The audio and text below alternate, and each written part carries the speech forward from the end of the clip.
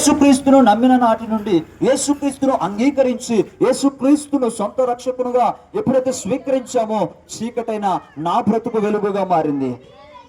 ఈ రాత్రి మీకు ప్రకటిస్తున్న ఒక మాట, నన్ను ఎవరు పట్టించుకోవట్లేదు, నన్ను ఎవరు చూడట్లేదు, నాతో ఎవరు మాట్లాడట్లేదు, నన్ను ఎందుకు పనికిరాని వారుగా చూస్తున్నారు అని మీరు కనుక అనుకున్నట్లయితే, ఈ యొక్క మంచి మాట మీ కొరకే.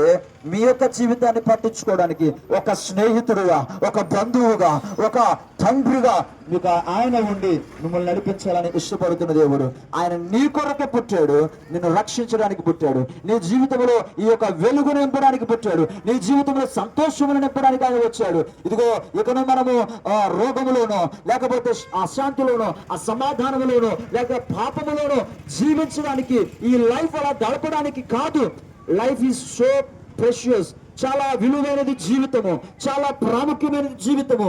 ఒక్కసారి మానవుడు యొక్క జీవితం ఉంది. ఈ ఒక్కసారి జీవితంలోనే, ఈ ఒక్కసారి జన్మలోనే మనము నిజమైన మార్గం ఏదో, నిజమైన సత్యం ఏదో, నిజమైన జీవం ఏదో మనము గ్రహించాలి. మన జీవితాలు వెలుగుగా మారాలి అనే మా ప్రయాస.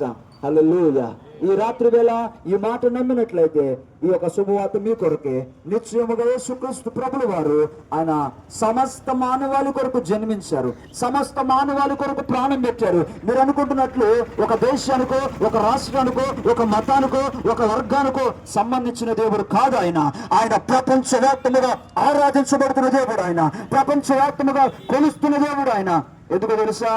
ఆయన అందరి కొరకు జన్మించాడు, అందరి కొరకు మరణించాడు, అందరి కొరకు తిరిగి లేచాడు. ఇకను మనము ఏ ఒక్క బలి చేయవలసిన లేదు, ఏ ఒక్క గొర్రెను మేకను మనము బలిగా ఇవ్వవలసిన పని లేదు.